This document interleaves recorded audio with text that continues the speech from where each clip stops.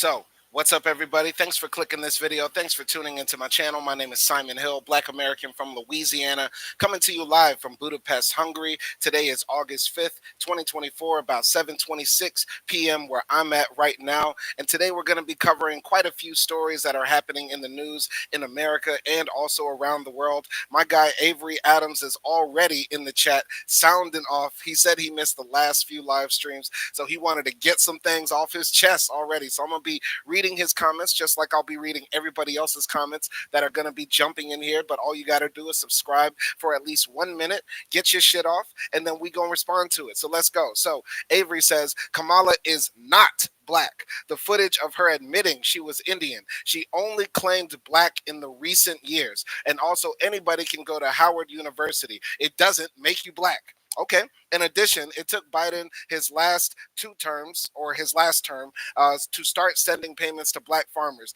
How long did it take Trump to give HBCUs financing during his term, the last year of his term? Avery also says, again, also, Kamala doesn't have kids, but has stated she is okay with her inclusive gender initiatives in elementary schools. So if I have to choose a side of racist over LGBTQWIA plus, see, he knows all of them. I don't even know all the letters in the LGBTQ alphabet universe. I don't even know.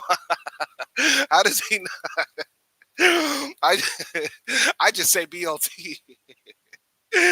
Okay, but that's crazy to say, like, hey, if I'm gonna choose racist or the LGBTQ agenda, which is just equality for gay people, trans people, bisexual people, I'm gonna choose the racist. That's crazy.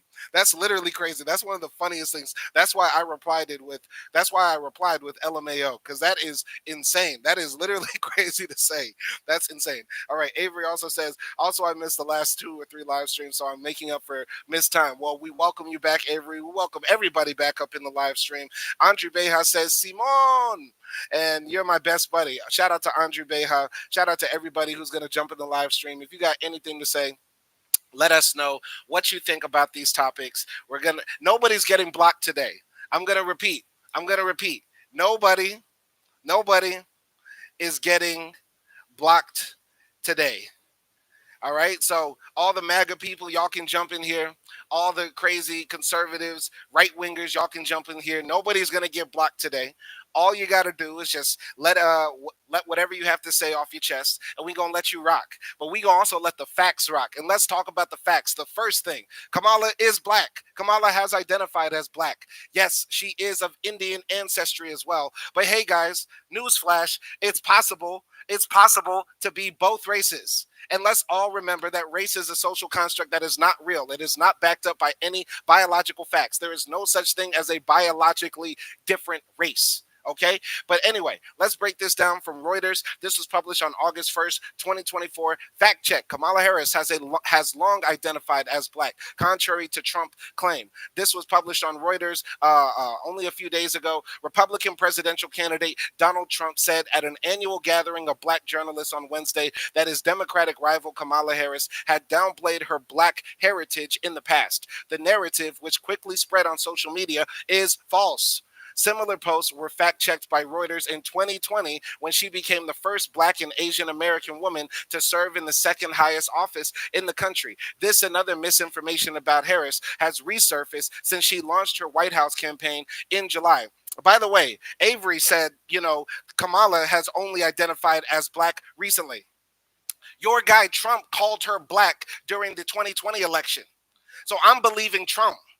I'm listening to Donald Trump. And Avery, your God, Donald Trump, says she is black.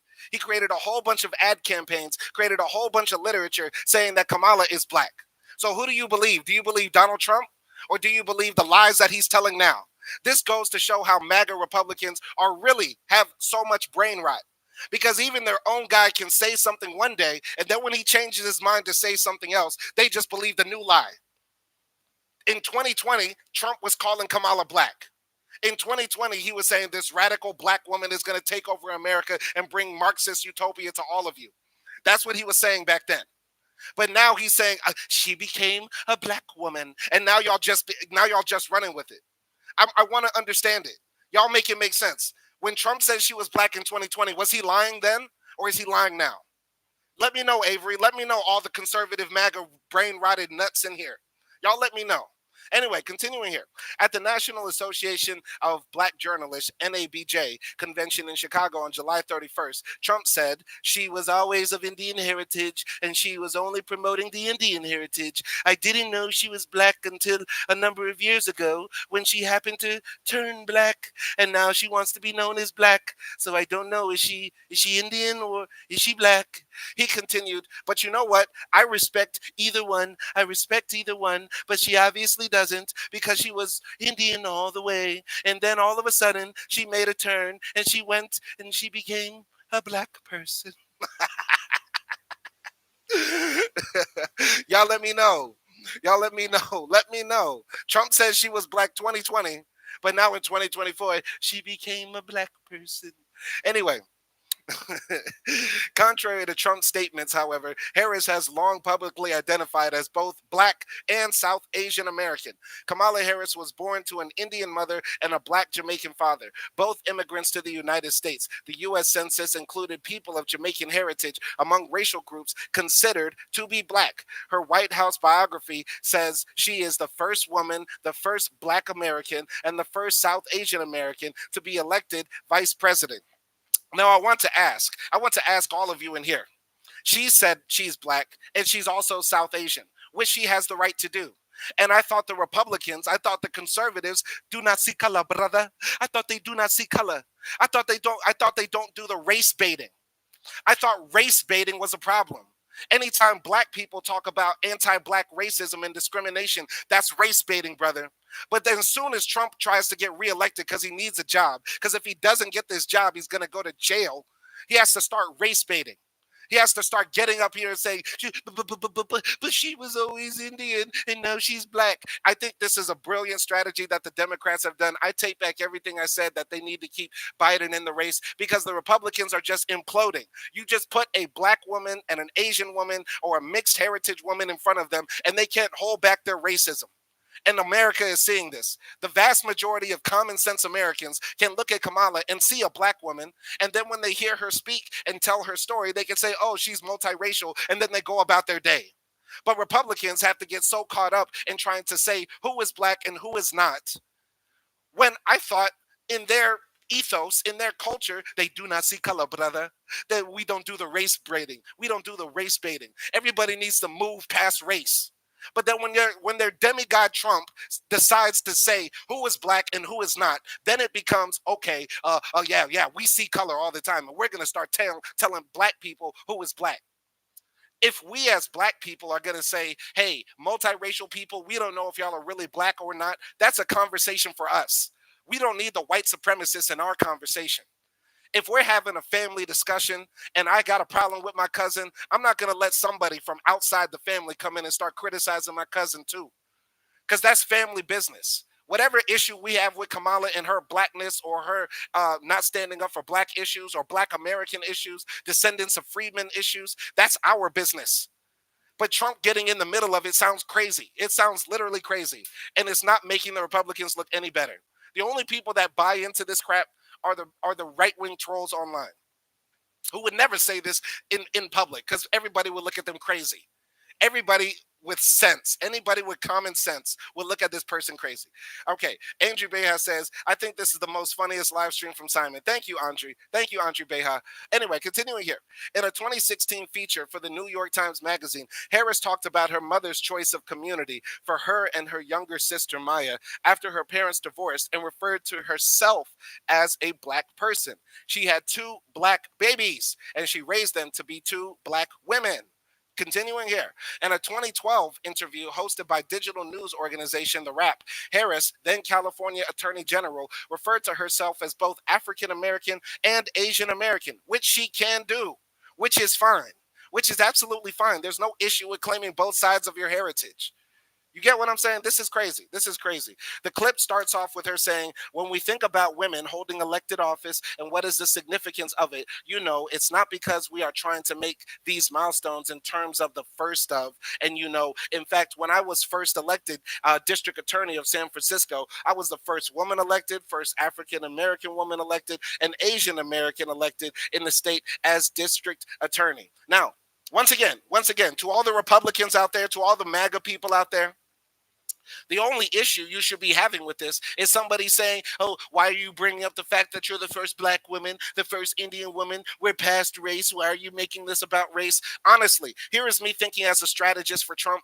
Don't even bring up the fact that she's going to be the first woman president. Don't even bring up the fact she might be the second black president or the first person who will be president of Indian heritage. Continue to hammer the message home that you guys have been telling us for years. You don't see color. Color doesn't matter. Race doesn't matter. But if you guys are going to continue to fall into the Trump BS about calling people black or not, y'all are going to look crazy. Y'all are going to look crazy. This is me just thinking neutral as a strategist. As a strategist, if the Republicans want to win, y'all got to stop being strange, weird, uncanny with the American people talking about race.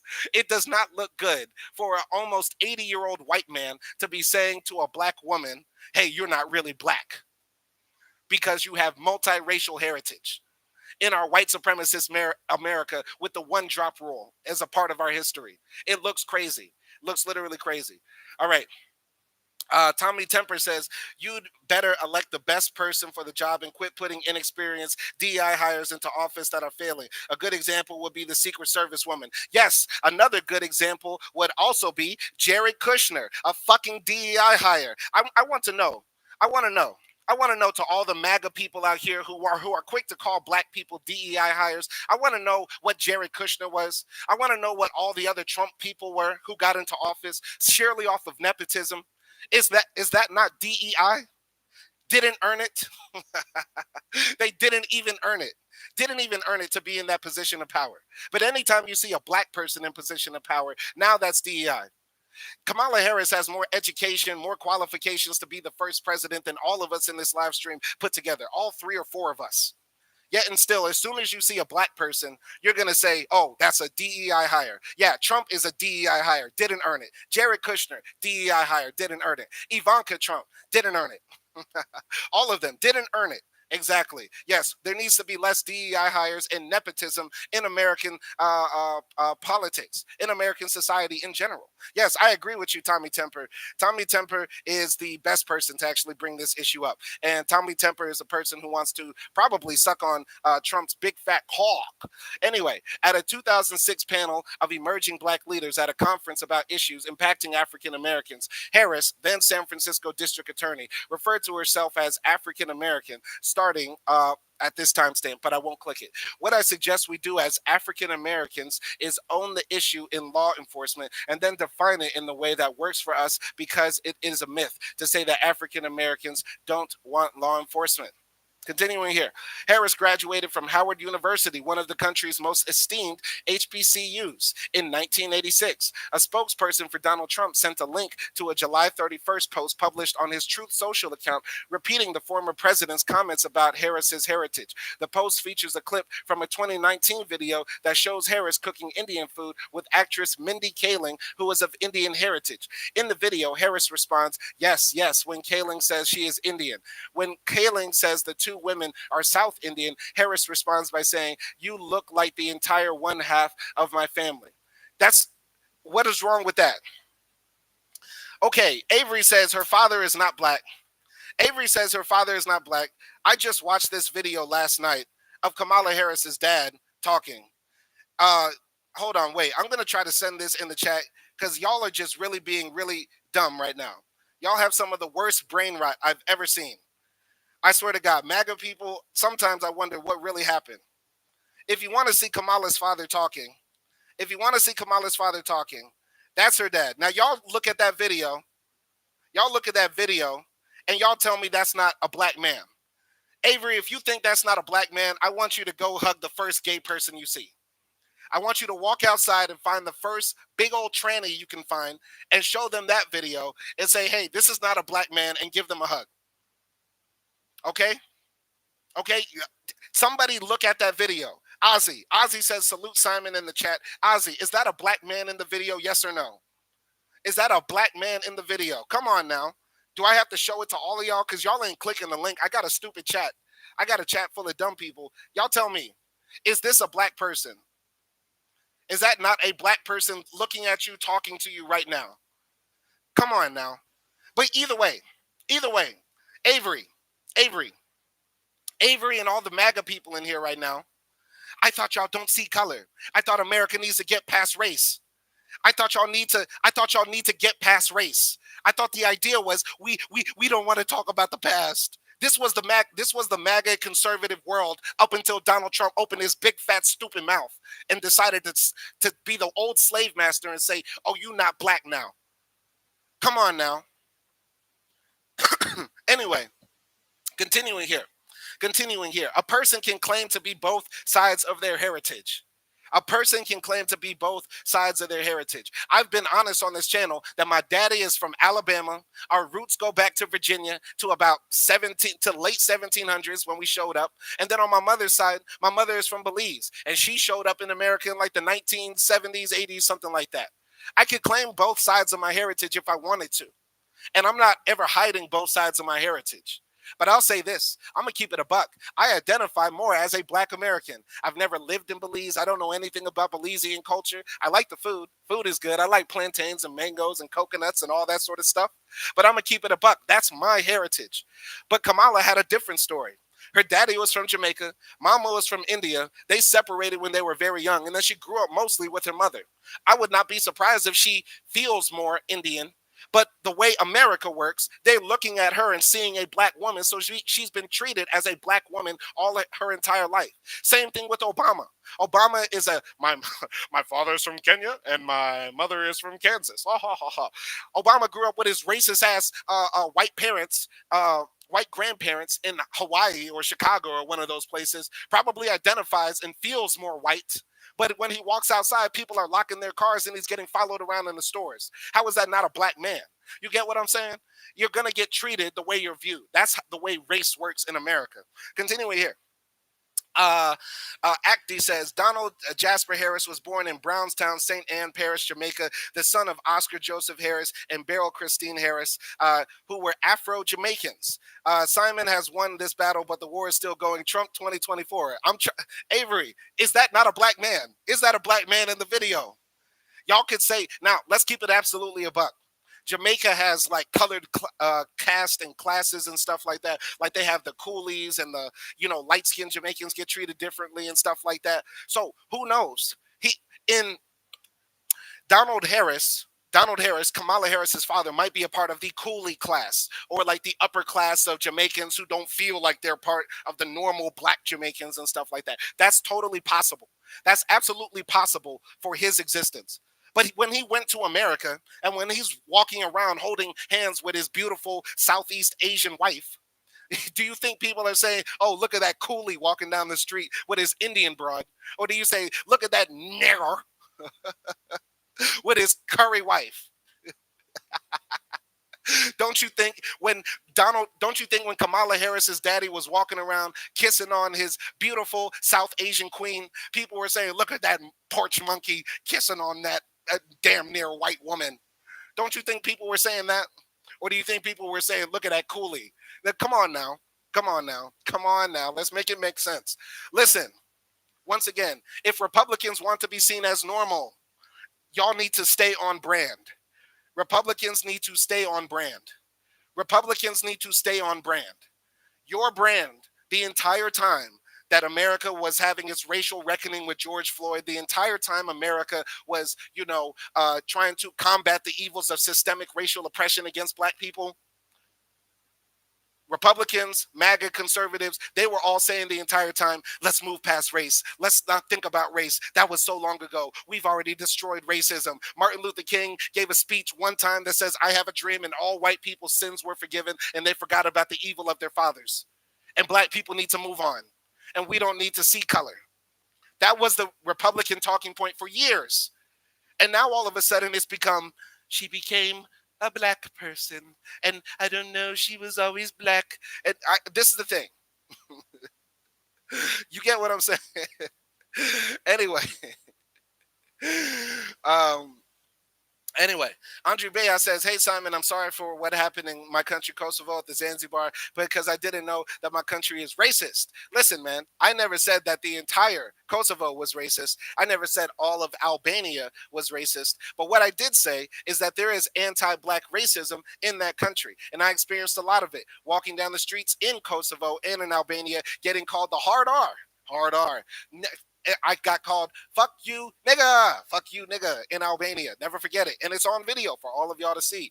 Getting discriminated at the bar is something that I did not expect to happen. Y'all saw that night when I was hanging out with my beautiful, sexy, big booty wife, going to different places and different bars. People let us in while I was wearing my tracksuit, my bandana. I went to party, drink, all that sort of stuff. Just this one place, this one asshole saw this black man dressed super fly, super fresh, dressing like a green crayon.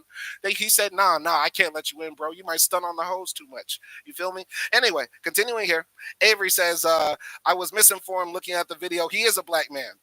She is 20 to 50% black, but she is black. You got me, Simon. I was wrong. Okay. All right. Listen, man.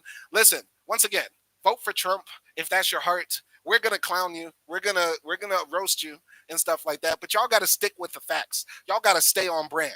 Y'all got to stick with we don't see color people. You have to stick with the racism doesn't exist in America anymore people. Y'all can't be flip-flopping black back and forth. By the way, there's a lot more I could say about Trump, but I'm not going to say it. Anyway, continuing here. So, a representative for Harris shared a video where Harris responded to Trump's appearance at the NABJ by saying it was the same old show, the divisiveness and the disrespect. Harris has faced a plethora of sexist and racist attacks online, including questions over her racial identity since announcing her 2024 bid for the Oval Office. Republican Party leaders have urged lawmakers to focus on her policy positions and steer clear of personal attacks. So, what is the final verdict from Reuters, one of the most respected news organizations in America? False. Kamala Harris is of Indian and Jamaican heritage and has long identified as both Black and South Asian American. This article was produced by the Reuters fact check team, and yeah, y'all have the links to it in the descriptions of the video. All right, going here. Going here to the next part. Going here to the next part. Avery was mad about this. I'm going to go back up. So he said, how long did it take Biden in his last term to start sending payments to black farmers? How long did it take Trump to give HBCUs financing during his term? Uh, Listen, I don't care when he does it. I'm just glad he did it. You get what I'm saying? Because for too long, black farmers have been discriminated against systemically in America, having their land stolen, not getting fair wages for the work they put in and all that sort of stuff. So it is time that we do have some restitution and reparations here. All right. So let's continue here. So Biden administration begins paying farmers who face discrimination. The thousands of payouts, which will total $2 billion, follow years of delays and lawsuits that frustrated struggling black farmers. So here is a protest of farmers outside of the White House right here. This was published on July 31st, 2024 by Alan Rappaport for New York Times. The Biden administration said on Wednesday that it had started dispersing $2 billion to thousands of farmers who have faced discrimination after years of delays and legal battles thwarted the federal government's efforts to compensate them. The payouts come nearly 2 years after the Inflation Reduction Act of 2022 created a fund to help farmers of any ethnicity who experience discrimination from the federal government when applying for loans or trying to repay their debts. The slow rollout of the program became a political problem for President Biden this year, with black farmers accusing him of failing to live up to his promises to help them. For too long, many farmers and ranchers experienced discrimination in farm loan programs and have not had the same access to federal resources and support, Mr. Biden said in a statement on Wednesday. I promised to address this inequity when I became president. Today, that promise has become a reality. The agricultural department is making payments to 43,000 farmers across all 50 states, with Mississippi and Alabama having the most recipients. The average payment, which is subject to taxes, is $82,000. That's a beautiful thing.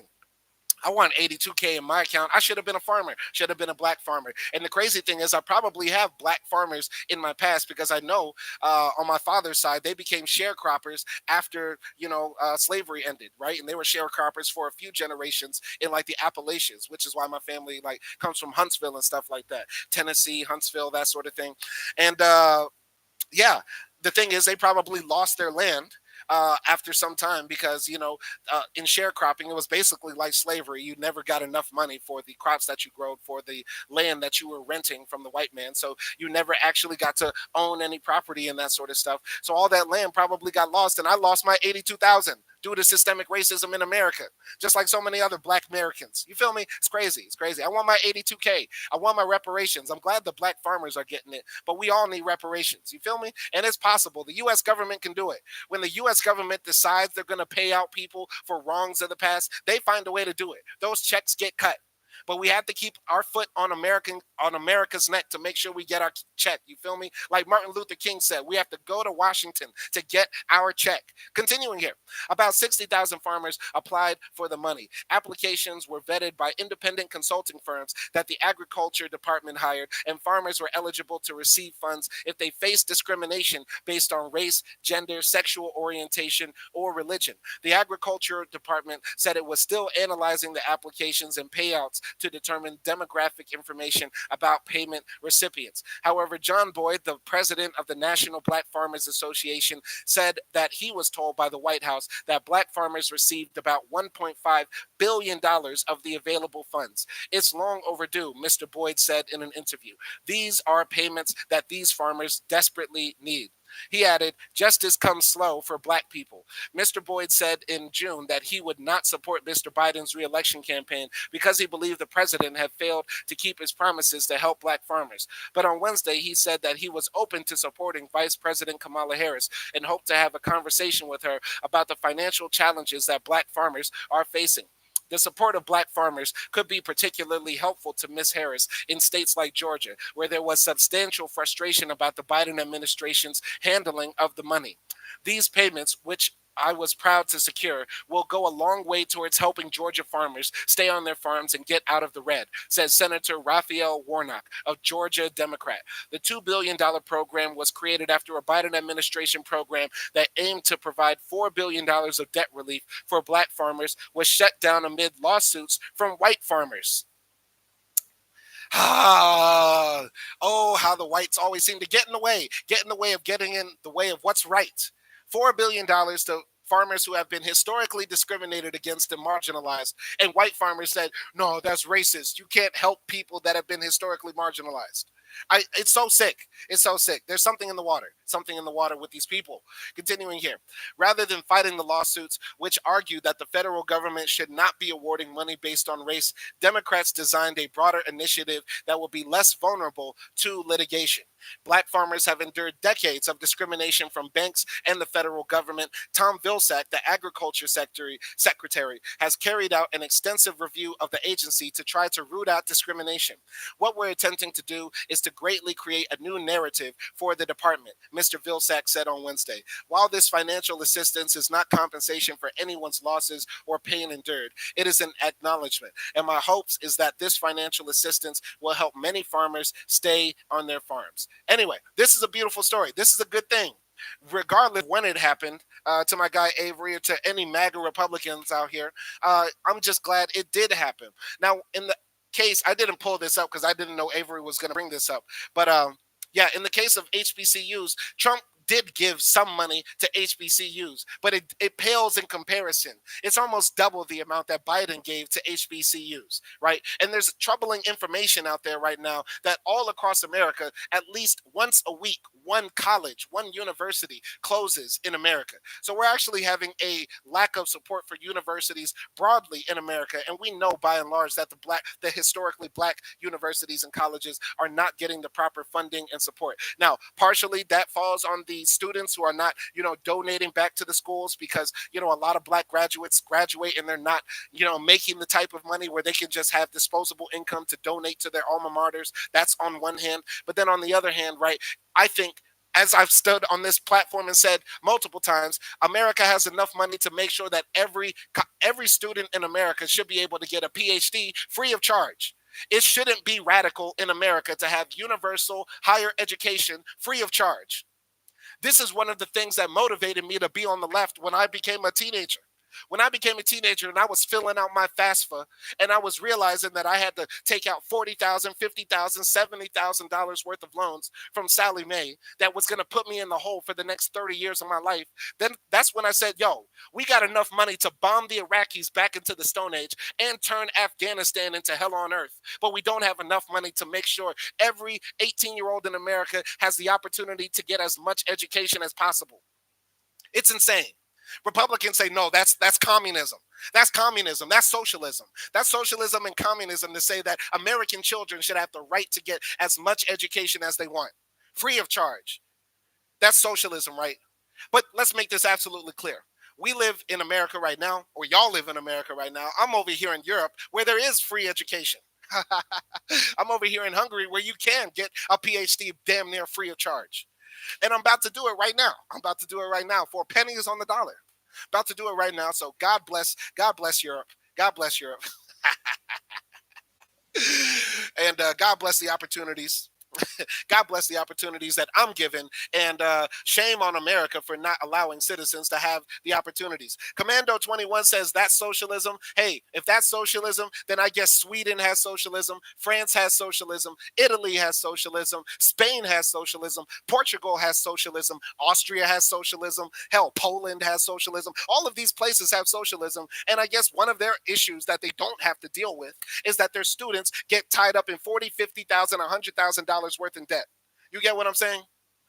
Avery Adams says, God bless the USA. Only the strong survive. That's sick. That's literally sick. That's literally sick. Think about all the opportunities and all the greatness that could have happened in America. We could have already cured cancer. We could have already found a way to transport ourselves to the moon and back through teleportation if we were able to inculcate and cultivate the geniuses that are already amongst Americans. Avery, Commando 21, and all these other people are going to say, hey, giving free education to our citizens is socialism. But what does America do because we have a dearth of people that actually have college degrees or the advanced skills? What does America do? Somebody tell me what America does because we do not have enough people that have the skills and qualifications to do the jobs of the future.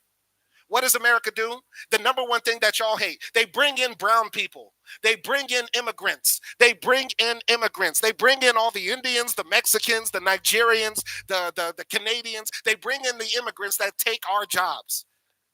Because America refuses to allow Americans, children, to have the opportunity to get educated for free, what do instead? They bring in the immigrants. So Avery, Commando 21, I want y'all to know, what do y'all want? Do y'all want the Indians to continue to become the new CEOs and the new tech bosses that are our overlords? Or do y'all actually want actual born and bred Americans to have American jobs? Because if y'all want one or the other, y'all have to let me know. Y'all have to make a choice. Y'all have to make a choice. Do we want education to actually be available and free to our citizens? Luz Tisal says, where's the money going? The military industrial complex. Ain't that the absolute truth? We have enough money to send to the Zionist Israelis to murder Palestinian children. We got enough money to fund Zelensky's war against Russia or Putin's the defense against Putin. But we don't have enough money to actually send our kids, our black kids, our white kids, our Hispanic kids to school for free. For free. When we absolutely do. We absolutely do. But we want to continue to give our jobs. We want to continue to give our opportunities to the Indians, to the Europeans, to the Canadians, to the Latin Americans that are dying and ready to cross the border and take our jobs because of stupid people like Commando 21 and really, really uninformed people like Avery Adams. All right. All right. Avery says, boy, back up. Breath smelling like booty, dick, and pussy. I'm asking y'all the question. Do y'all want the immigrants to take the jobs? Do y'all want the immigrants to take the jobs? Do I have to make it a poll? Do y'all have to make it a poll? Should I make it a poll? I'm going to make it a poll for y'all because obviously I'm not getting no straight answers. Y'all don't want to answer the actual questions. Y'all are anti-intellectual here. Y'all are just pro whatever. Hold on, wait. Let's make this a poll, man. We gonna make it a poll. Hold on, wait. Hold on, wait. Y'all continue talking your ish, cause y'all ain't answering the question. You don't want no migrants here.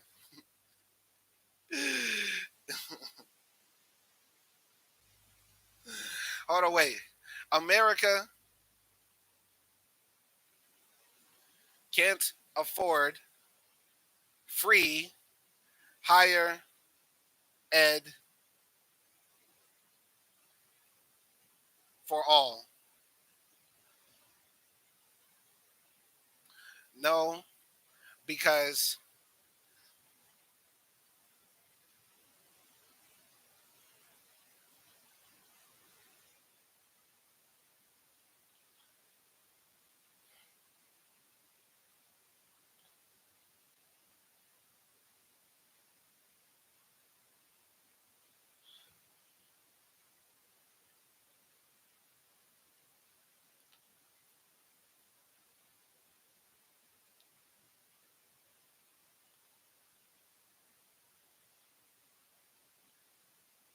let's make this let's make this real. Let's make this real.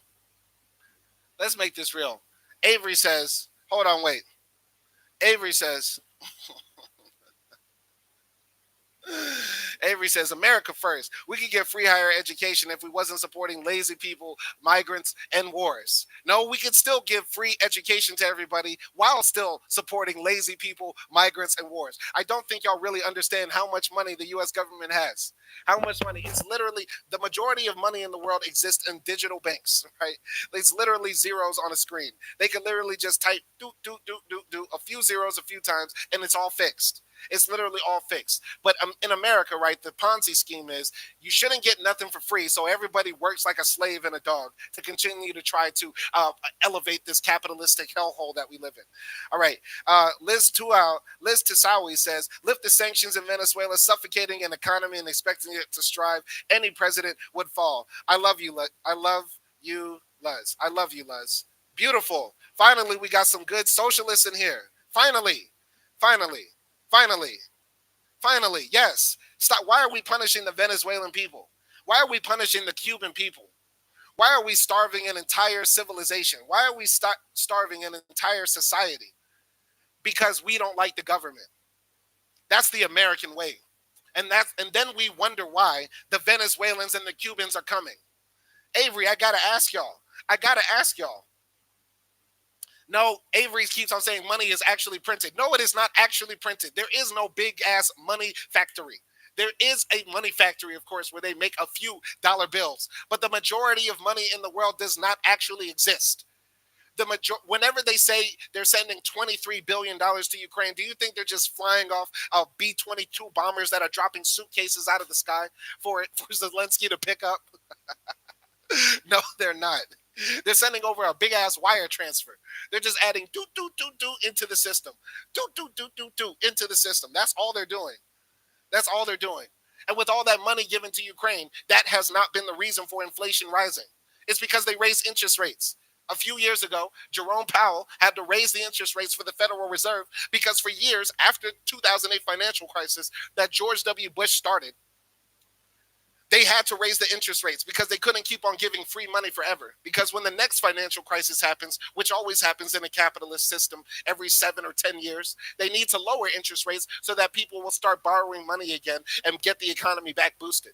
So what we're living through right now is just a part of the capitalist system maintaining itself. Thank you. We got Luz in here. We got some other good socialists in here. But either way, America's got enough money to pay out more to these black farmers. America's got enough money to give free education to everybody. America's got enough money for reparations for all. And yeah, America ain't got no time for no MAGA craziness. Anyway, thinking about craziness, this is the result of your brain being rotted. This is what we're seeing in Britain right now is like a prime example of what happens when your brain goes to complete right-wing rot. Okay, Britain's weekend of violence. What we know. The country begins a new week on edge after anti immigration riots, fanned by disinformation from the far right, broke out in cities across Britain. Here's an image right here. Anti immigration protesters clashed with police officers in Rotherham, England on Sunday. This is published by the New York Times on August 5th, 2024. After a weekend of violent uprisings across Britain, set off by a deadly stabbing rampage and a disinformation campaign aimed primarily at immigrant Muslims that followed it, tensions are high from the streets to government leaders' offices. Here is what we know as the country enters a new week of uncertainty. Where has the unrest taken place? Protesters over the weekend took to the streets of a dozen cities across the United Kingdom, most of them in England. Trouble broke out from Aldershot in the south to Sunderland in the north and Liverpool in the west. Belfast in Northern Ireland was also drawn into the fray. In some cases, the protesters were merely unruly, but in others, the violence was far more pronounced. So, where arrests have been reported, they've been reported in these places across the UK. So Avery says, and I'm proud to be an American where at least I know I'm free.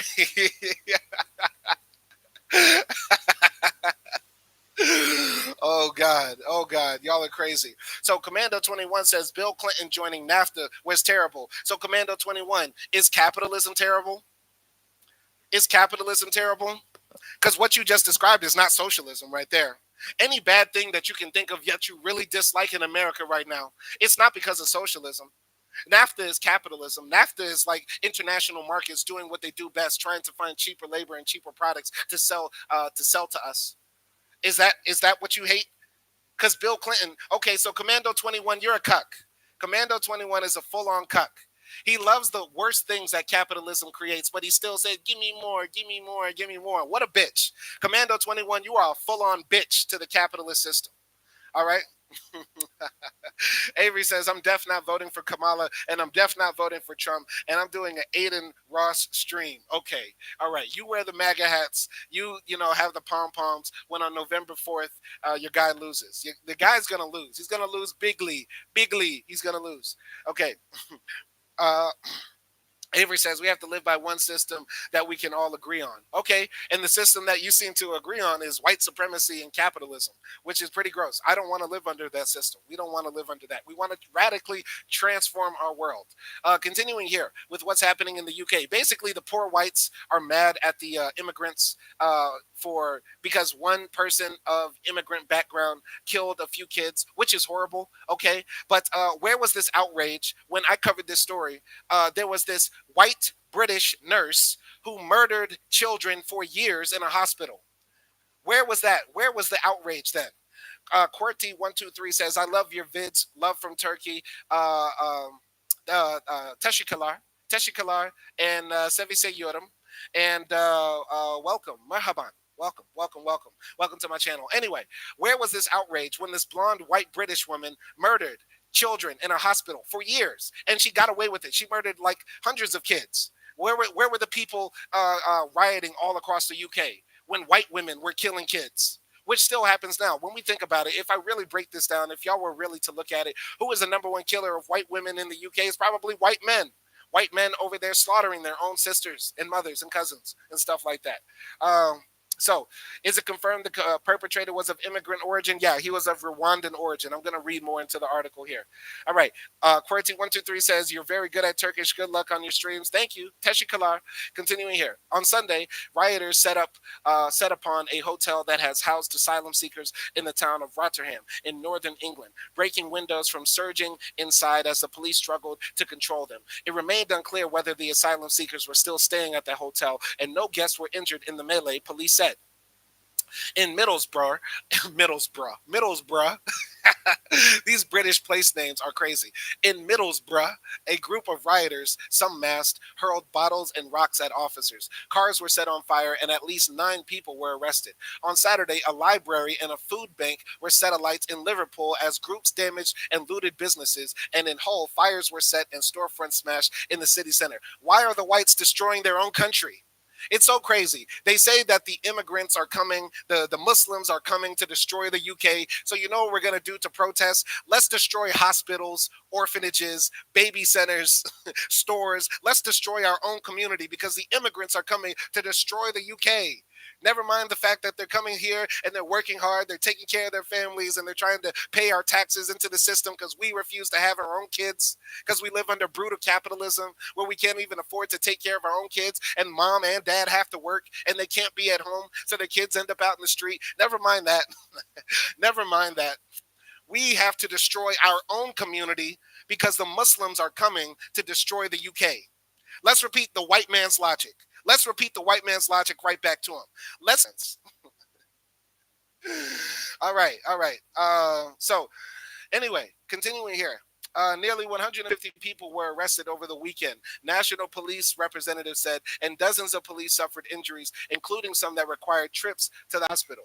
What sets off the protests? The unrest began after a 17-year-old wielding a knife attacked a children's dance class on Monday in the seaside town of Southport, which is near Liverpool. 3 children were killed and 8 were wounded. The suspect was born and raised in Britain, but online rumors soon circulated that he was an undocumented immigrant. To counter those false claims, the authorities took the unusual step of publicly identifying him. But with migration a flashpoint issue in Britain, especially on the far right, the rumors were all it took. Extremist groups urged their followers to take to the streets, and the day after the stabbings, they began to do so, starting in Southport. How have the authorities responded? The riots prompted a heavy police response. Nearly 4,000 additional officers were deployed, a law enforcement association said. Be in no doubt, those who have participated in this violence will face their full force of the law, Prime Minister Keir Starmer said in a statement on Sunday. I guarantee you will regret taking part in this disorder, Mr. Starmer said. Whether directly or those whipping up this action online and then running away themselves, this is not protest. It is organized, violent thuggery. Violent thuggery. B.J. Harrington, the head of public order for Britain's National Police Chiefs Council, said online disinformation have been a huge driver of this appalling violence. Intelligence teams, detectives, and neighborhood officers, Mr. Harrington said, are working to identify the people fomenting the violence. They won't win, he said. Even as the authorities vow to crack down on the violence, they have long struggled to tamp down disinformation on social media, one of the accelerants behind the riots. Britain and other democracies have found that policing the internet is legally murky terrain, where individual rights and free speech protections are balanced against the desire to block harmful material. So, what are the political implications? The riots are the first political crisis for Mr. Starmer, who took office only a month ago after his Labour Party defeated the Conservatives, who have been in power in Britain for 14 years. While in power, the Conservatives tried to capitalize on public unhappiness over immigration, vowing to reduce it, though they failed to do so. But in recent days, they joined Labour in condemning the violent protests. Former Prime Minister Rishi Sunak, who is now the opposition leader, said the unrest had nothing to do with the tragedy in Southport. The police, he said, have our full support to deal with these criminals swiftly. Mr. Starmer held an emergency meeting on Monday, part of an established protocol that brings together relevant government ministers, civil servants, and representatives from the police and intelligence services. Once again, this is a tragedy that happened, okay? But nobody's bringing up the fact that the majority of violence that happens to women and children in the UK is not done by migrants. It's not done by the Muslims. It's not done by the blacks. It's not done by any of them. It's not done by the foreigners. It's done by the white man himself. White man over here touching on kids, flying to Nepal, touching on kids, coming back to the UK and molesting his own kids and stuff like that. White man goes into his house, murders his wife, murders his daughters, murders grandma, murders his mother-in-law. As much as we don't like our mother-in-laws, don't kill him. Don't do it. Your mother-in-law is nice. She's a nice lady. She might get on your nerves, but don't kill her. Anyway, it's crazy. White people are crazy. White people are literally crazy. They're crazy in their homeland too. There was a white woman, and I reported on this. In fact, I wonder if I can find the story real quick. I'm gonna find the story, pull it up, and send it to y'all in the chat because maybe y'all don't believe me. British nurse kills babies. All you have to do is type that in. Blonde hair, white woman, got away for years. Lucy Letby, that was her name. Lucy Letby, British white woman, was killed 7 babies. Got away with it for years. She was addicted to killing babies. Lucy Letby. Dropped it in the chat. Wonder if I could pull it up here. Let's pull it up. Lucy Letby, CBS. Lucy Letby. Crusher says, "Yo, yeah."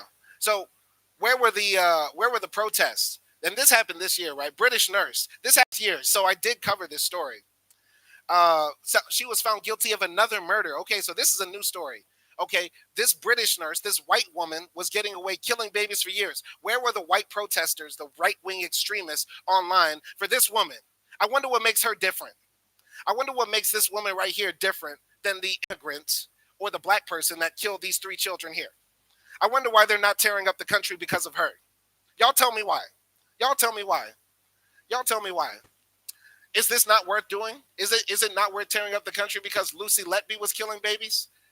She was doing the same thing. Lucy Letby, a British neonatal nurse who is serving a life sentence for murdering 7 babies and attempting to murder 6 others, was convicted Tuesday for trying to kill another infant in her care. A jury found that Letby, 34, tried to kill a baby girl known as Child K in February 2016 at the Countess of Chester Hospital in northwestern England. A previous jury had failed to reach a verdict on the case. Letby, who testified that she never harmed a child, was accused of trying to murder the very premature child by dislodging her breathing tube in the early hours of February 17th, 2016. Senior prosecutor Nicola Wynne Williams alleged that Letby removed the baby's breathing support and a doctor found her standing by doing nothing as the child struggled. Williams said Letby removed the breathing tube 2 more times over the next few hours in an attempt to cover her tracks and suggest that the first dislodgement was accidental.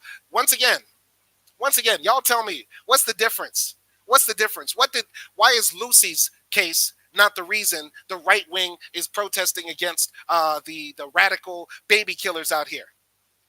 Y'all let me know. I've covered this story on my channel before, but this is so crazy. I let go of this story and move on because she's buried under the jail. She's not getting out. She'll be in there forever. But she was still finding a way to kill even while in jail. Her track record was so long of killing, they're just now finding the bodies. You get what I'm saying? Now, one crazy person who just so happens to be black and of immigrant descent in the UK does something horrific, and the whites go out of their way to destroy their own nation. Meanwhile, an actual white woman murders 7 babies for years, and she's probably going to get like a Netflix documentary. she's probably going to be made a superstar. All right. All right. So, Commando 2021 is a right-wing faggot, a right-wing extremist in my comment section who is quoting Martin Luther King because white people only like to quote Martin Luther King when it matches up with what they have to say, but they forget everything else that Martin Luther King said. So what is our favorite Martin Luther King quote in here? What is our favorite Martin Luther King quote? Who knows? Who knows? MLK once said, America did something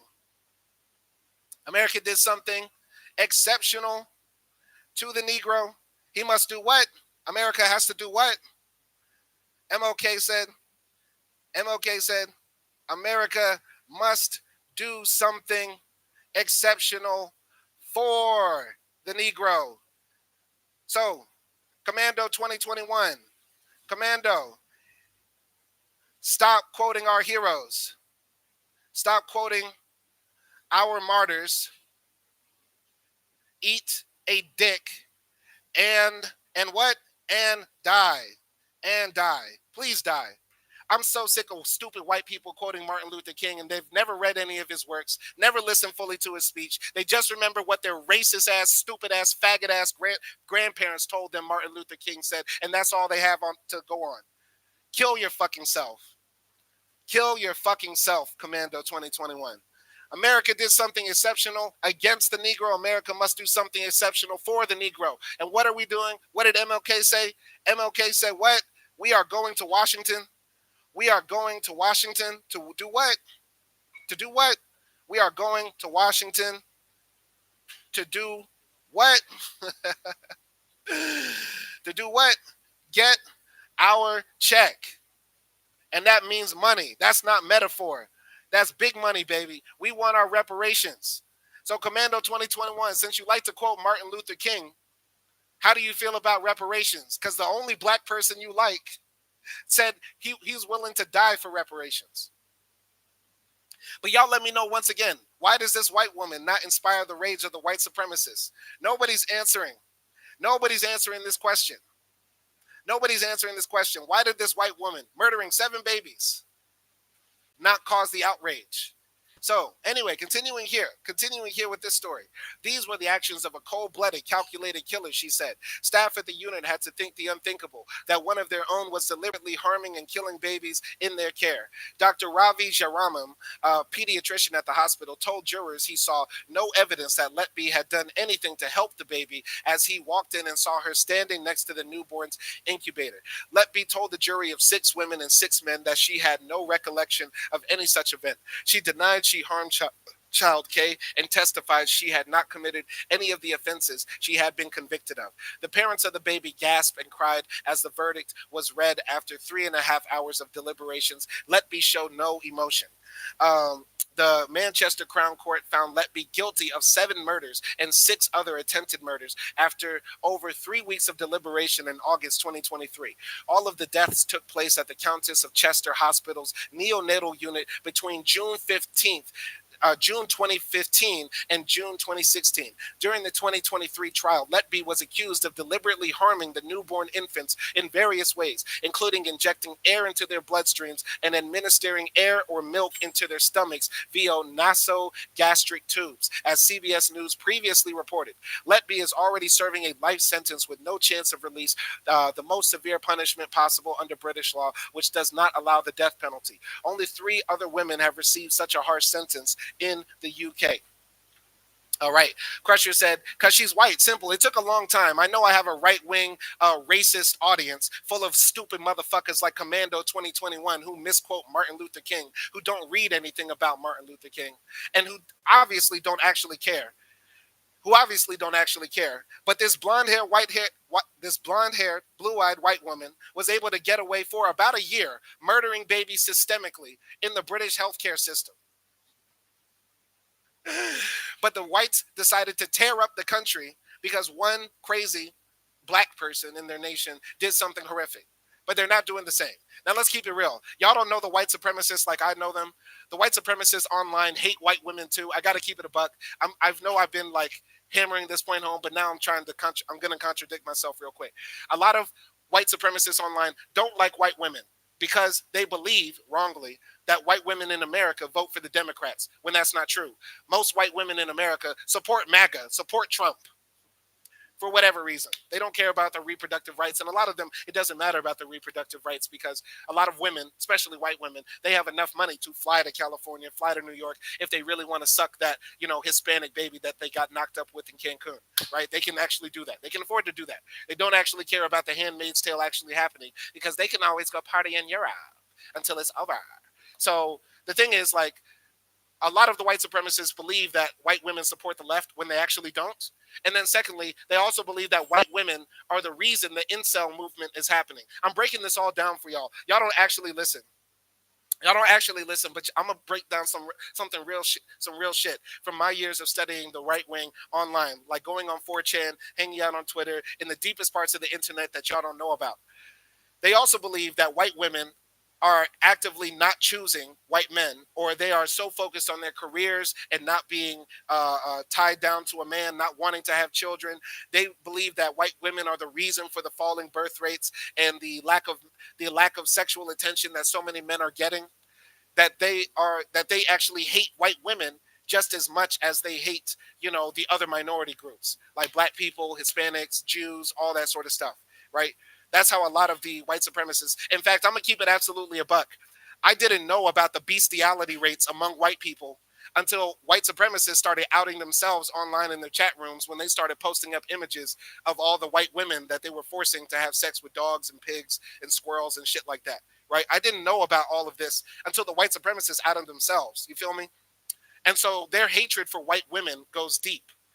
But the only way they're able to actually express that right now is through their anger at immigrants and the Jews and black people and stuff like that. Because if they were out and open about how much they secretly hate white women behind closed doors on the internet, then society would definitely turn against them. You get what I'm saying? Like, like it's hard enough for them right now. They don't want to out themselves and stuff like that. So I'm just letting y'all let it be known for real, for real. So if I was to talk to a real white supremacist, like a real person who actually takes their ideas seriously, not stupid trolls like Commando 21 and stuff like that. If I were to actually talk to a real white supremacist, they would actually really be going off on white women and breaking it down why they really, despise them and why they want to try to bring in these, draconian anti-feminist laws that they want to bring in because they want to rein in white women. If I was actually talking to a real one, I'm talking to a bunch of idiots in my chat, people that actually don't know about this sort of stuff. So I'm not actually going there, but they would probably be just as mad at Lucy Letby as they would be the Rwandan immigrant and stuff like that. But they can't actually voice that. They're not going to do the same thing because they can't let the world know their hatred for women runs that deep. You feel me? All right. Anyway, I'm going to jump into the comments here. Nelson Moreno says, no white women and men should be trusted around babies, little children, teenagers, and dogs. Whiteys do a cut sessions with their own pets. Hey, what do we say? Around whites? Around whites, what do we do? Around whites, what do we do? Keep kids. Y'all fill it in. Y'all finish. Around whites, keep kids. Y'all finish it. Out of sight. Y'all finish it. All right.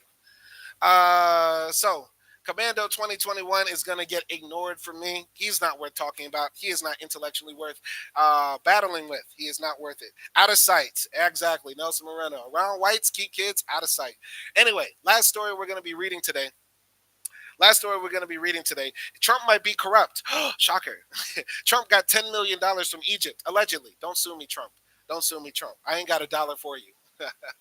Anyway, alongside Trump-Russia inquiry, a lesser-known look at Egyptian influence. The Justice Department and Special Counsel Robert Mueller investigated whether a Trump advisor was part of an Egyptian plan never proven to funnel $10 million to the 2016 Trump campaign. So, here's a picture of Donald J. Trump and President Abdel Fattah el-Sisi of Egypt outside the White House in 2017. All right. So in the summer of 2017, as the special counsel Robert S. Mueller III was starting his investigation, his agents and prosecutors were chasing potentially explosive allegations about foreign influence over Donald J. Trump and his campaign. Hold on, wait. I want to do a poll real quick. I want to do one more poll to trigger the people in here. Hold on, wait. How can I do a poll? Hold on, wait. No. Discard the clip. Want to do a poll. Y'all bear with me.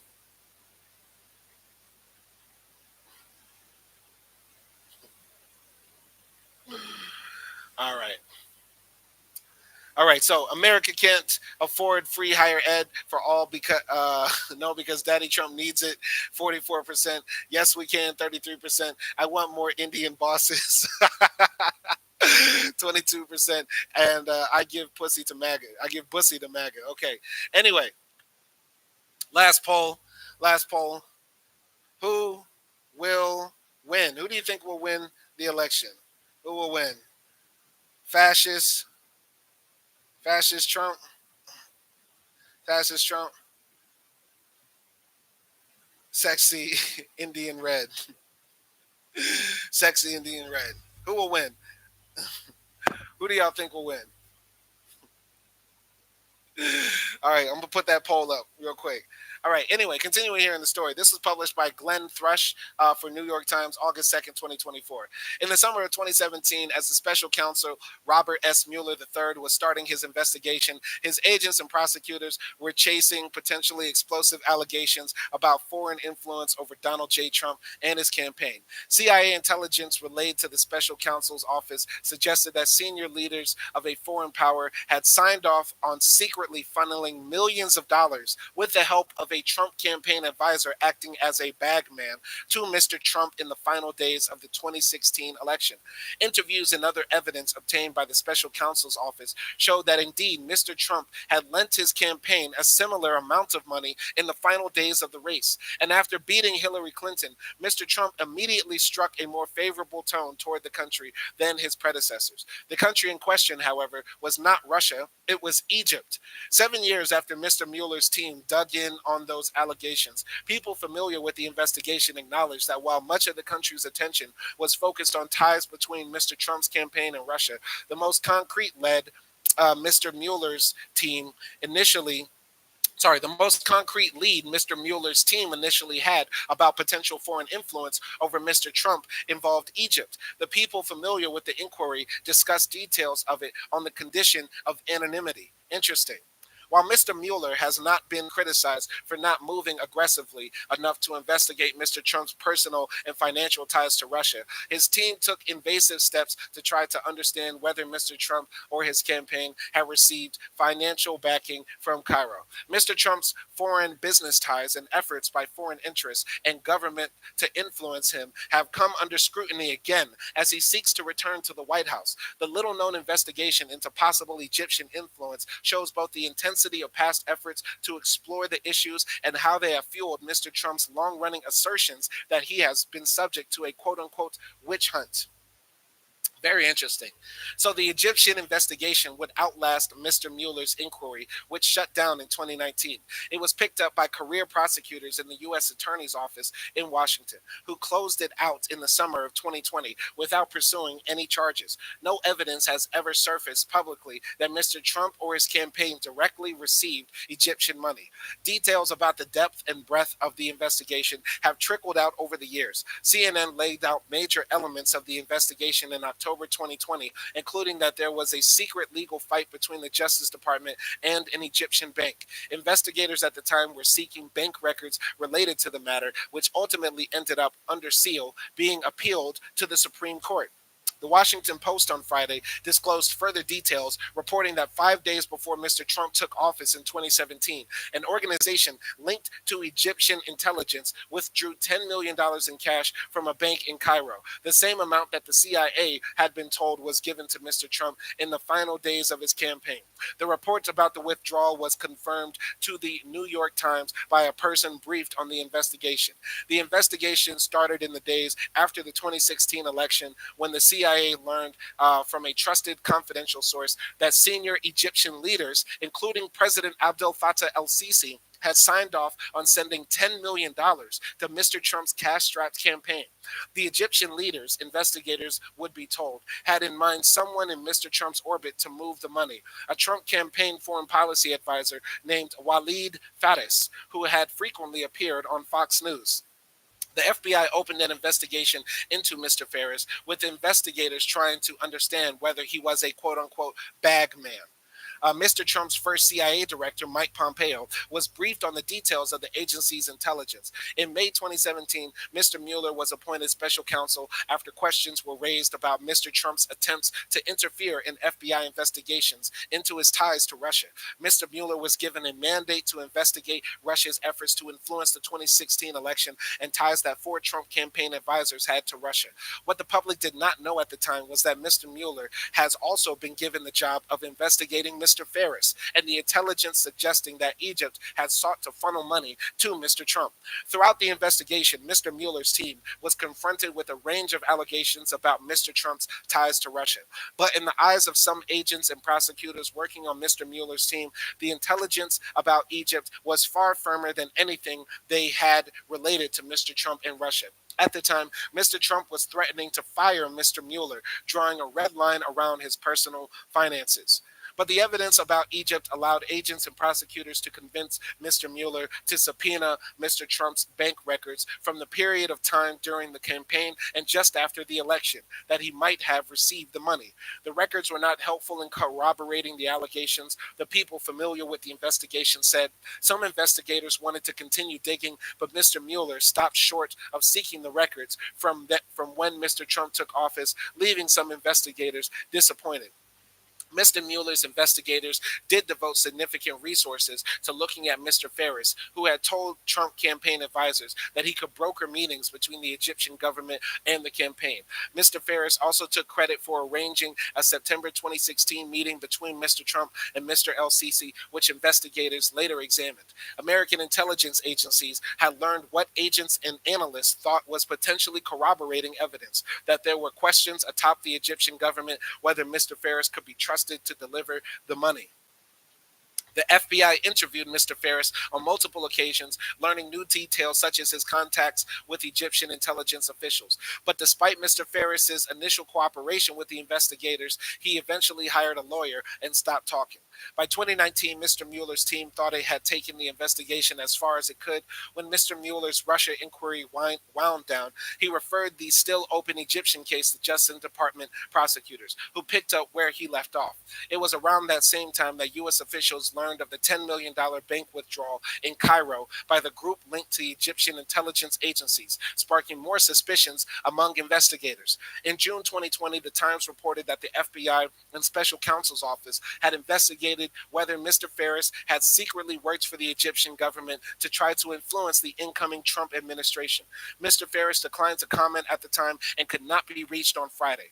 But that summer, prosecutors decided they had hit a wall and closed out the case. Very interesting story right here. I think it's absolutely possible Trump took that 10 million and Mueller said, you know what?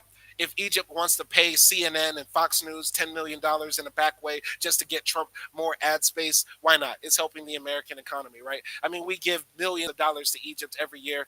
I'm pretty sure Mueller was like, you know what? It's probably very likely Trump was corrupt, took $10 million from Egypt, and just funneled it into his campaign. And they just wrote it off as like, well, shit, this is what the American public gets. Like, I think because Trump won, a lot of the legal community, the FBI and stuff like that, they backed off because they were like, you know what, we have to respect the will of the people and all that sort of stuff, and they just let it go. All right, so Thomas Anderson jumped into the comments. He said, Simon, please watch the movie Uncle Tom. I've already watched it. I watched Uncle Tom before. I haven't reviewed it yet. I've been thinking about reviewing like that horrible Candace Owens movie where she says, George Floyd died of fentanyl. I've been thinking about reviewing Uncle Tom. I've been thinking about reviewing like Tariq Nasheed's Buck Breaking.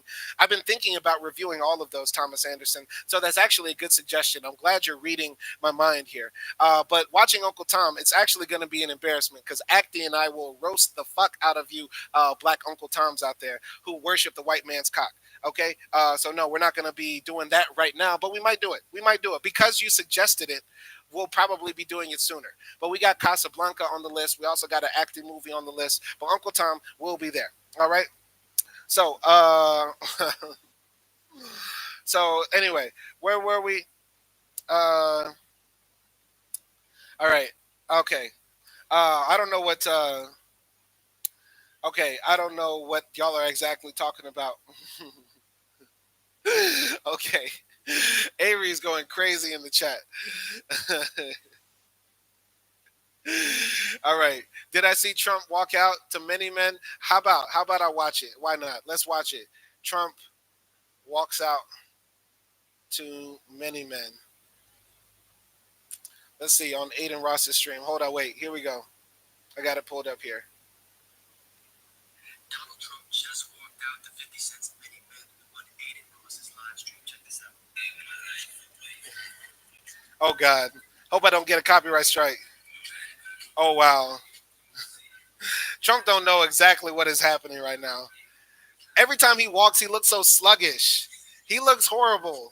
This guy looks horrible when he walks. Y'all were so mad. Y'all were saying Biden looks old. Every time Trump walks, he walks like a zombie. He's just sloshing around in this oversized suit, all hunched over. Come on, man. That's not the guy. That's not the guy, man. Honestly, y'all would have been better off if he got clipped. Anyway, Crusher says I only saw the edited version. LOL. Anyway, so Shout out to Thomas Anderson for the movie suggestion. We're going to be checking that out. But Thomas Anderson, you are a buck broken coon if you actually think Uncle Tom is a good film. Your booty hole has been broken open by the powers of white supremacy, and you probably suck the dick of American capitalism. You bitch ass nigga, you. So fuck you and fuck your mama if you actually are a, like actually consider yourself an Uncle Tom and like align yourself with Candace Owens and all of those right wing black grifters. Fuck yourself. Really jump off that bridge for real, for real. Thomas Anderson. But we'll watch the movie. Okay, we'll watch the movies. We'll watch the movie and we'll suggest it. But yeah, I think that's it. That's it for today's live stream. I've covered all the stories. Once again, Trump probably took $10 million from Sisi. White women kill babies way more than black people in the UK do. And white people in the UK are crazy for destroying their own country because they think the Muslims are killing kids. Anyway, continuing here, Biden paid about $2 billion to the black farmers. This is the positive thing. It's absolutely a good thing. And yeah, the Republicans don't know how to deal with the black woman in front of them. They're absolutely going insane. They do not know how to react when black people are actually in front of them. When a woman is in front of them, they can't hold it back. I feel like if I was running against Trump, he would absolutely drop the N-bomb. He would just have to do it. Okay. All right. Anyway. Let's go here. Let's do this last story. Why not? Let's just make fun of Republicans some more. Anyway, Republican nominee Donald Trump has called her crazy, nuts, and dumb as a rock. Republicans in Congress disparage her as a diversity hire. Right-wing activists and trolls have smeared her online with racist, sexist, and sexualized barbs. The attacks on Kamala Harris, the first woman and first black and South Asian person to serve as U.S. vice president, have intensified in the days since she consolidated support to become Democrats' likely presidential nominee. The demeaning, racist, and sexist attacks threaten to distract from the Republican Party's concerted effort to focus on Harris's policies. Trump allies, including some members of the Black Americans for Trump coalition, warned that disparaging Harris could hurt him in his outreach to black voters, a crucial demographic in the November 5th presidential election. Yeah, this is just making the Republicans look even more crazy. In interviews with 9 Republican lawmakers and 11 black Republican women who backed Trump, 8 said personal attacks on Harris should be avoided. While guarded in their comments and emphasizing their continued support for Trump, several expressed worry over the tenor of the attacks and whether the onslaught could harm Republicans at the ballot box. It will. It absolutely will. I think there is a way to critique her without going underneath her clothes, said P. Ray Easley, a black conservative radio show host in Chicago and a member of the Black Americans for Trump Coalition, a loosely organized group of black allies backing Trump. Several members of Congress echoed her sentiments. I'm going to oppose Vice President Harris because of what she's done, not who she is, said Representative Dusty Johnson, who chairs the 75th member Republican Main Street Caucus. Some of the ugliness is unbecoming of a great country. No, it's very American to be very racist and sexist. So let's just see the Republicans do what they're going to do. The Republicans are Republican again. All right. Others said the attacks on Harris's personal life were no different than Democrats attacking Trump over his personal and family life. It's a nasty fight. Democrats have a tendency to play victim, said Magdi Nicholas, co-chair of Haitians for Trump and the Faith and Freedom Coalition's national director of the African American Voices. The difference is Trump's horrible things get him criminally convicted or civilly convicted. Far as we know, Kamala didn't jump on a man in a changing room in a department store and take his dick. But we know, as the court has found out, a jury of his peers have said, Trump jumped on a woman in a department store and raped her, forced his genitalia inside hers. Like, that's the difference between Trump's like nastiness and Kamala's, history of being Indian one day and black one day, which she hasn't been. She's always identified as both. Anyway, continuing here. The tension suggests Trump campaign efforts to tie Harris to President Joe Biden's record, particularly on immigration, crime, and the economy, risk being overshadowed by personal attacks that show no signs of slowing. Going after Kamala Harris as a DEI hire is breathtakingly stupid, said Republican pollster Whit Ayers, who has worked on campaigns for U.S. Senator Marco Rubio of Florida, Governor Ron DeSantis, and others. It's going to backfire, Ayers said, adding that Harris had an incredible array of far left wing policies that could be targeted. DEI stands for Diversity, Equity, and Inclusion Initiatives aimed at increasing representation of women and people of color in the workplace to address longstanding inequities and discrimination. The term DEI hire is now used to suggest a person is not qualified for their role and has been chosen on the basis of their race or gender. Ayers said the disparaging rhetoric would alienate women and anyone who isn't far right. You're damn right. The Trump campaign did not directly respond to questions about whether it had discussed trying to tone down personal attacks on Harris. Trump's inflammatory rhetoric has emboldened people with racist beliefs to express them, according to rhetoric experts, critics, and past public opinion polling.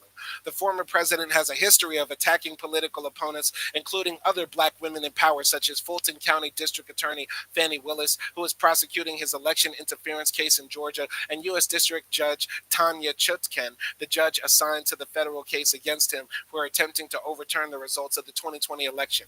At a rally in North Carolina on Wednesday, Trump did not go after Harris on gender or racial grounds. Instead, he painted a potential Harris presidency in apocalyptic terms.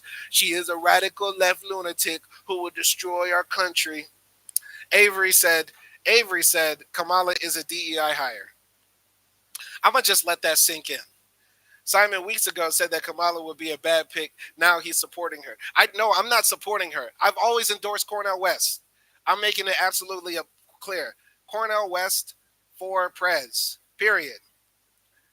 Cornel West for Prez. Cornel West will be a hilarious president. Going up to Russia's President Vladimir Putin and ranting about Fannie Lou Hamer and Louis Armstrong for hours and hours on end, that would be hilarious. But what I'm saying is, if you're living in a swing state, if you're living in Ohio, North Carolina, Arizona, Pennsylvania, if you're living in a swing state, you have to vote against fascism. You have to vote against fascism. You got to vote against fascism if you're living in a swing state. And I follow the keys of Alan Lichtman. Alan Lichtman said that Biden basically had this sewed up.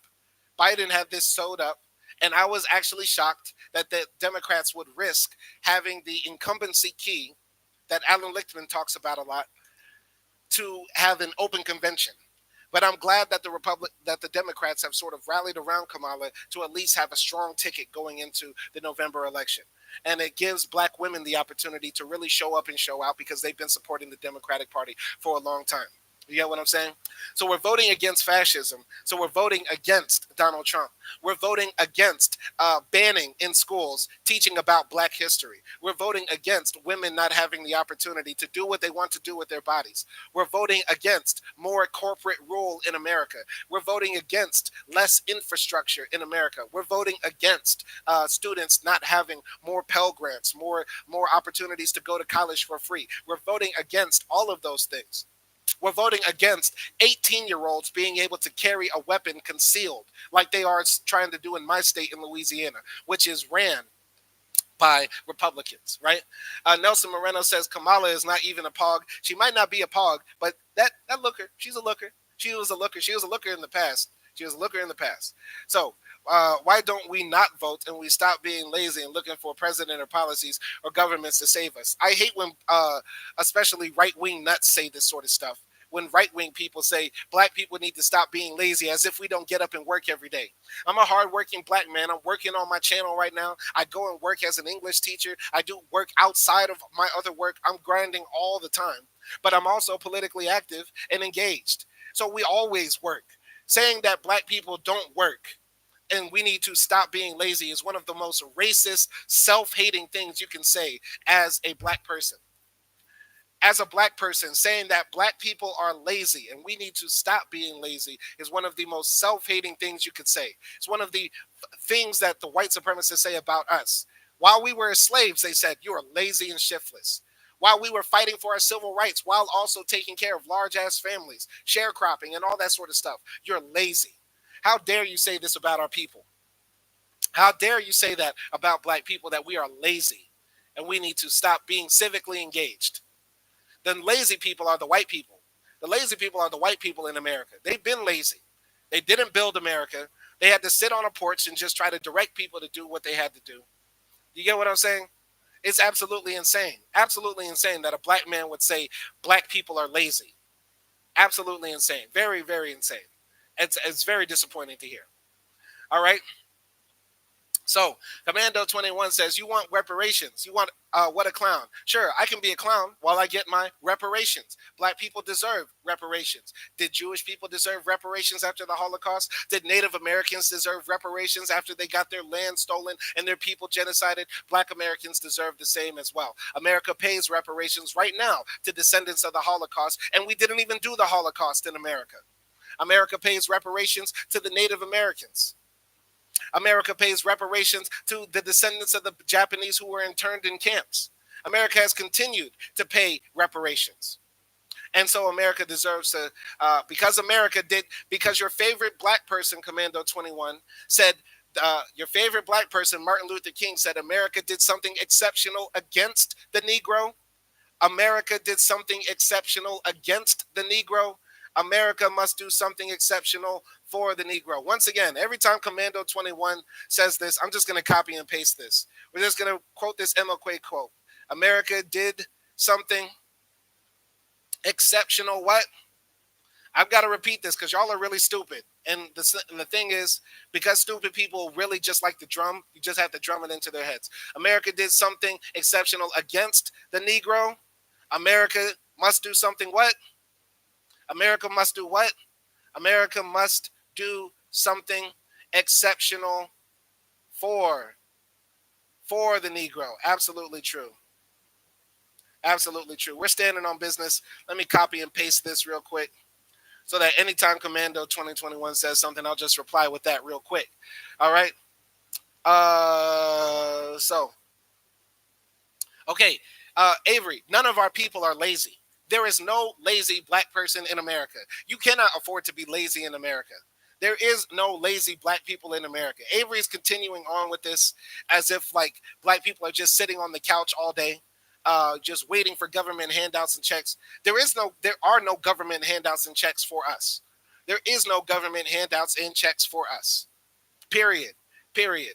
Black people are the hardest working people. We literally were the essential workers during the pandemic. If we were so lazy, how did America's economy continue with all the poor black people? How did America's economy continue with all the poor black people that were forced to work during the pandemic if black people are so lazy? There are no lazy black people. There are lazy white people. There are lazy Mexicans, but there are no lazy black people in America. There is nothing wrong with us as a people. No, Avery, you're saying there are lazy black people. That's a lie. That's a lie. That is a patent lie. There are no lazy black people in America. There are none. I'm not delusional. I'm speaking the facts. How can we be lazy when we built America? How can we be lazy when we built America? I repeat again. Avery, you're in the armed forces. You're in the armed forces. Black people go out and fight and die every single day to protect this fascist, white supremacist nation. Black people go out every single day and work the menial jobs of America. How are we lazy? No, I hold our people accountable when we actually do something wrong, but laziness is not one of our traits. Laziness is not one of black people's traits. This is a lie. That is a white supremacist, racist lie. And if you believe that black people are lazy, you are self-hating if you're black. There are no lazy black people in America. Period. Period. This is a lie. White supremacist lie. It's a lie. Avery, you can keep on saying it, but it is a lie. It is a lie. I grind every single day. Avery, you grind every single day. Find a lazy black person. I want you to try to find a lazy black person. Try to find a lazy black person. There is none. Period. I'm standing on that. There is none. There is none. There is none. Continuing here. Anyway, Trump spokesperson Carol Levitt said voters will reject Harris not because of her race and gender, but because of her failed policies. A spokesperson for Harris, whose nascent campaign has generated a groundswell of grassroots fundraising and activism, says she is staying focused on her work. Commando 2020 is going to keep on speaking. We're just going to keep on quoting MLK right here for his ass because he loves MLK, right? Suck MLK's dick, motherfucker. Continuing here. A spokesperson for Harris, whose nascent campaign has generated a groundswell of grassroots fundraising and activism, says she is staying focused on her work. These attacks are backfiring, and even Republicans know it, said Serafina Chitika. Lewd comments. Online attacks against Harris were ramping up even before Biden dropped out on Sunday, according to researchers. And a Reuters review of posts on the X platform, although exact data is hard to come by. Some of the recent posts refer to sexual acts and speak of Harris's past relationship in lewd terms. Others disparage her for not having biological children, echoing a comment Trump running mate J.D. Vance made in 2021 when he criticized Harris and other Democrats as a bunch of childless cat ladies who are miserable at their own lives. Harris has two stepchildren with her husband, lawyer Doug Emhoff. Hold on, Commando 2021 keeps talking. You got to keep quoting MLK because he wants to fuck MLK. So we're going to keep quoting MLK for Commando 2021 until he gets the message. Harris has two stepchildren with her husband, lawyer Doug Emhoff. Emhoff's ex-wife on Wednesday called such attacks baseless and described Harris as a loving, nurturing, and fiercely protective co-parent. Disinformation researchers say the online attacks do not appear to be coming from a specific epicenter and are now so prevalent that most accounts are merely amplifiers of already existing narratives. U.S. Representative Michael Cloud, a member of the ultra-conservative House Freedom Caucus, hold on. We'll keep on quoting MLK for Commando. U.S. Representative Mike Cloud, a member of the ultra-conservative House Freedom Caucus, defended Republicans who have disparaged Harris as a DEI hire. Those were Biden's words, actually, Cloud said. Biden has not called Harris a DEI hire. At a campaign appearance with Harris in May, he spoke of the values of DEI and having a diverse administration. And it starts at the top with the vice president, Biden said. Trump has nicknamed Harris Laughing Kamala, mocking her laugh, and Lion Kamala, claiming she's tried to hide Biden's aging from the public. At a Sunday rally in Grand Rapids, Michigan, the former president called her crazy and nuts. Kelly Dittmar, a political science professor at Rutgers University, said the nicknames appear to be playing into stereotypes about women's voices and emotions, as well as seeking to emulate African American pronunciation. The actual laughing and cackling goes back to tropes about not wanting to hear women's voices, Dittmar said. And it's the laugh itself. It's to characterize her as annoying. I think the nicknames are trying to cue the fact that she is black, right? Anyway, enough reading about the stupid Republican talking points about how they don't know how to handle talking to a black woman. Laughing, Nelson Moreno says, laughing Kamala, racist as fuck. That's hilarious. That's hilarious. All right. Avery says, Simon, to say there is no lazy black people and to say there is only lazy whites and Mexicans is a complete lie. I will send footage of the lazy blacks. Y'all are lying. Listen, I'm making this absolutely clear. Let's clear this up once and for all. It is impossible for you to call black Americans lazy when we literally built the country. Literally. Avery, did we build the nation? Yes or no? Did we build America with our blood, sweat, and tears and our backs and our labor? All of the greatness that is America is comprised in us. We are not lazy. There is nothing lazy about black people. And there is not one individual lazy black person. We helped build it. That's cucked. That's cucked behavior. That's cucked behavior right there. Avery, if you say we helped build it, no, we built it. Everything great about America comes back to us. Name one thing great about America that does not relate to us. Name one thing. We fought in all the wars. All the culture is us. Many of the inventions were us. This place would not be what it is without us. Period. There are no lazy black people. Period. There is none. Avery, white people will look at you and say they're lazy. White people can be lazy. Mexicans can be lazy because they come to this nation and they get free handouts that we built and created for them. They are lazy. We are not lazy. There are no lazy black people. I repeat this. There are no lazy black people. Everybody can be lazy. No, not us. That's a lie. Not us. We can't be lazy. It's literally impossible to be lazy in America as a black person. You cannot be lazy. It's impossible. This is a lie. It's a lie. It's a lie. It's absolutely a lie. It's a white supremacist lie. It's a myth. There are no lazy black people in America. It's a racist lie. I'm standing on that. All right? Okay. We're literally entering into a recession. If that has anything to do with laziness, no, that has all to do with capitalism. All right? Thomas Anderson said, "Thanks, Biden and Kamala, for the recession we're about to enter." No, thank you, capitalism. Thank you, John Smith. Thank you, founding fathers. Thank you, all the reactionaries who fought against socialist progress in America for allowing the recession to continue to happen. Yes, and thank you, Thomas Anderson. Thank you, the dick suckers of capitalism, to allow us to continue to live under this system. Avery says, "Simon, do you know how much rent and groceries are a month here?" No, and I don't care. I don't care. Regardless of how much it is, whether it's $500 or $1,000, nobody can be lazy in America who is black. White people can be lazy because their fathers and their mothers give them money for free. Mexicans can be lazy because they get remittances from their family that work in America, and also they get money sent back to them as well. There are Mexicans who get remittances sent to them in America because they got networks and stuff like that. So the Mexicans, the immigrants, they can be lazy, but there are no lazy black Americans. Period. Period. None. Zero. There is no fault with us as a people. There is no fault with us, black Americans. Period. This is not the channel where you will ever hear me say anything negative about black people unless you're a dick-sucking MAGA conservative coon like Thomas Anderson. None. Period. Period. There is no fault with us as black Americans. There is nothing wrong with us culturally, spiritually, physically, morally, ethically. None. Zero. Period. We are a faultless, blameless, godly people. None. Zero. All right, zero. Avery says, "I get you support your people and stand up for them, but I'm not going to lie for us." This is not a lie. It's not a lie. We literally built America. We literally built America.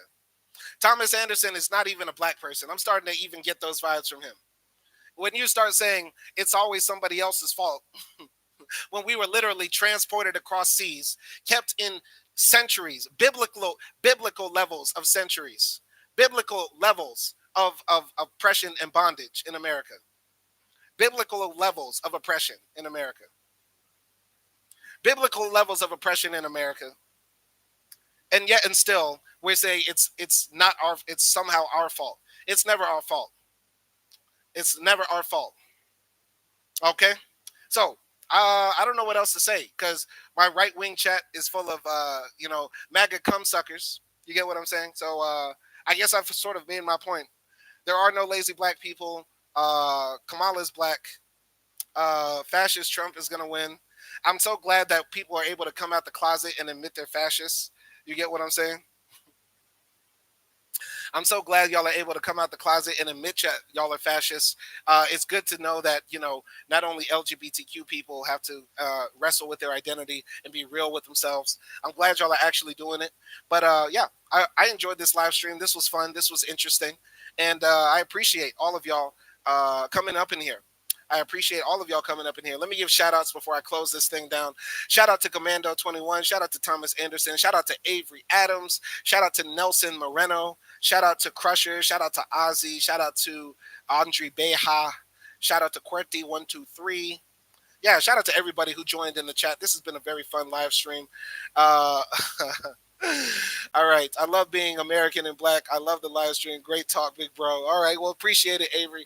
And human beings are blessed with radical sense, free will. Yes, the system is corrupt, but people have agency. Yes, people have agency, but the one choice black Americans cannot make is being lazy, which we can never do. And white supremacists will continue to be evil, wicked people who do not see the fault in their own ways. They'll continue to be pedophilic, bestialic. They'll continue to be sick, disgusting people who want to see their own demise by supporting the right-wing fascist governments that oppress them as well as us. I've made that absolutely clear. Y'all be easy out there, and peace.